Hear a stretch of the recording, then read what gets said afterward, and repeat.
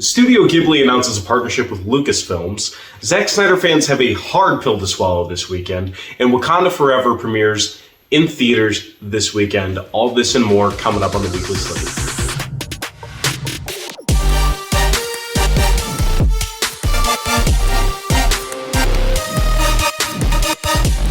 Welcome to the Weekly Slate, your new home for all news pop culture oriented, whether it be nerdom, geekdom, you name it, we're here to cover it. First up on the show, we're going to discuss Zack Snyder's response to asking whether or not he would be coming back as a director under the new leadership of James Gunn and Peter Safran. Snyderverse fans, beware, because this is not good news for you. When he was asked whether or not he would be coming back, he simply responded with, he hasn't received a call yet, and until he hears otherwise, that he will be working on his own projects.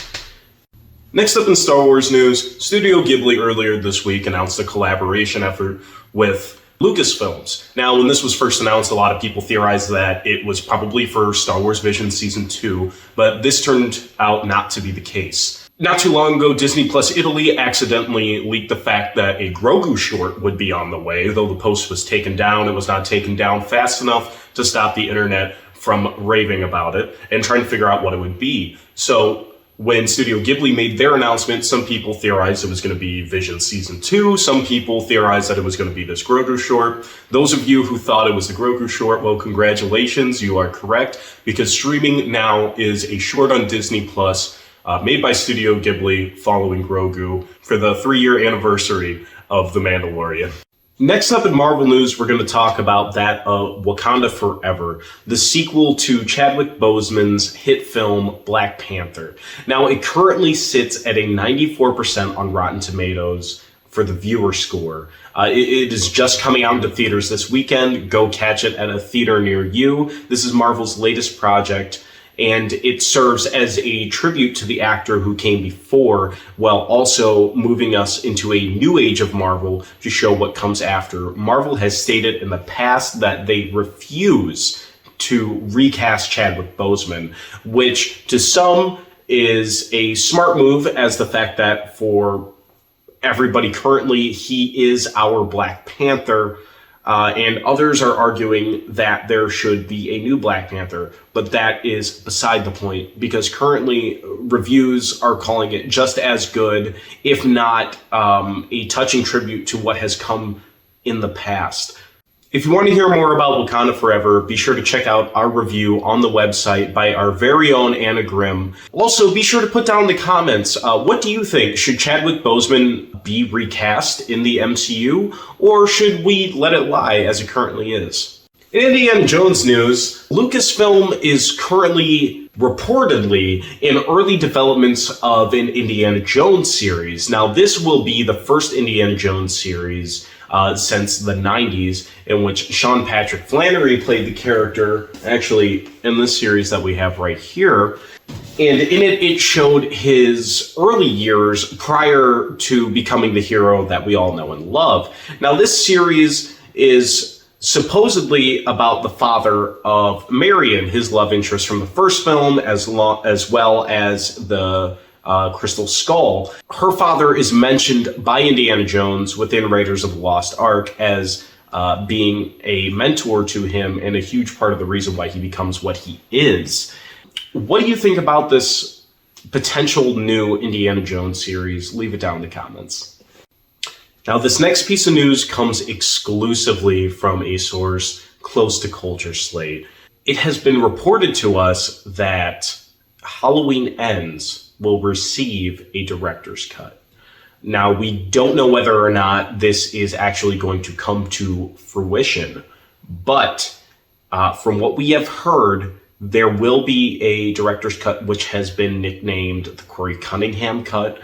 For those who saw Halloween Ends, it was, well, to put it blatantly, a disappointment for many Halloween fans. It was not what they had hoped would cap off the series, and now it looks as though the director is attempting to create a cut that will more so fit the narrative that they originally sought out to do. There was apparently a lot of scenes cut that had to do with Corey as well as his family. The prospect of Michael Myers training a person to take over for him is interesting.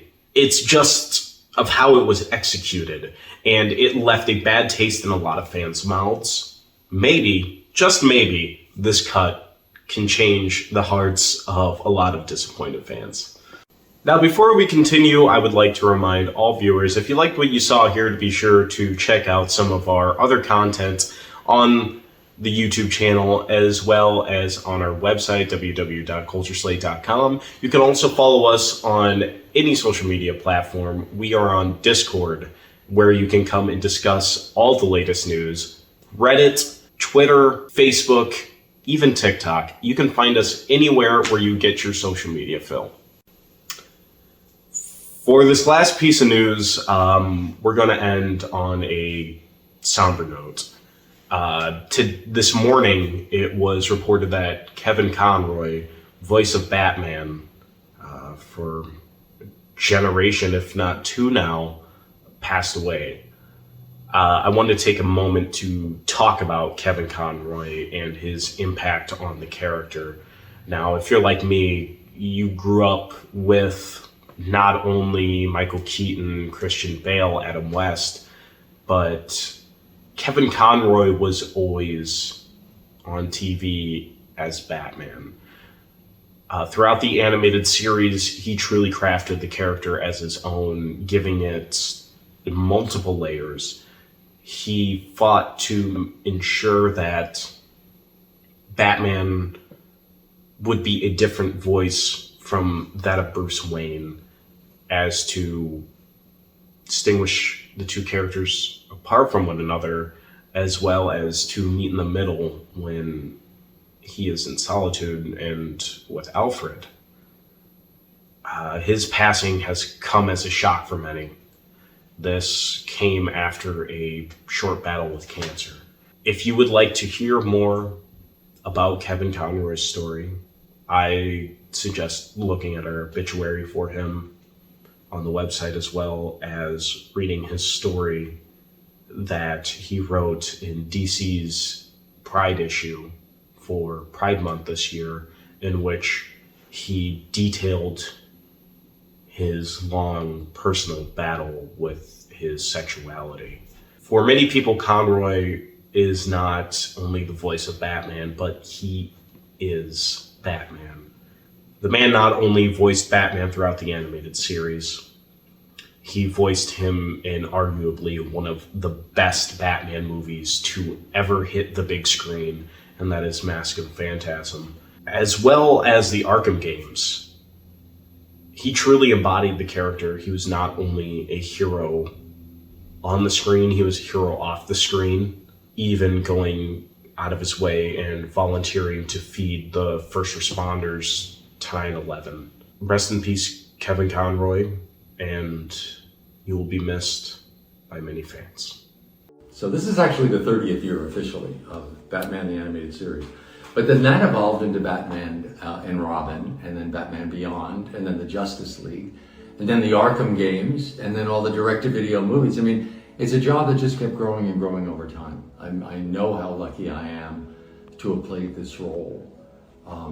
And one thing I didn't understand when I started doing it was really how the character resonates with the audience. Batman has a special place in people's hearts. It's not like that for Superman or The Flash or Wonder Woman. It is different with Batman.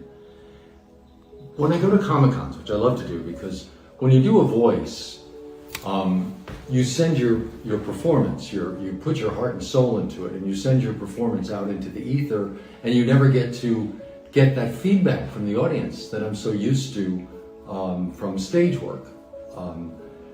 So when I go to Comic-Cons, I discovered that's where I could get that feedback from.